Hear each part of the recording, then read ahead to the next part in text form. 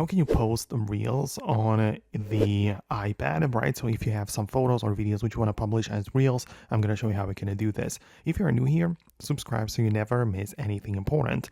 Okay, so we at first need to know the app where you want to publish the reels. Most likely it's going to be Instagram, but there are also reels available on Facebook. But let's say that we are interested in the Instagram. Make sure you have the dedicated IG app downloaded for your iPad. If not, go to the App Store and then download it first. But open up the app, and what you have to do is to click on the plus button to create, right? So you can see it like that.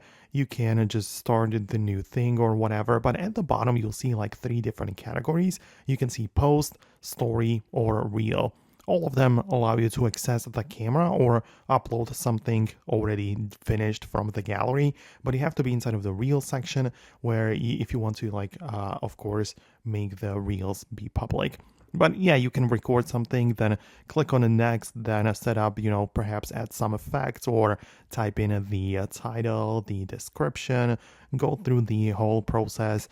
But once you're done, you're going to be able to click on publish and it's going to be finished, right? So that is how it works. It's pretty simple.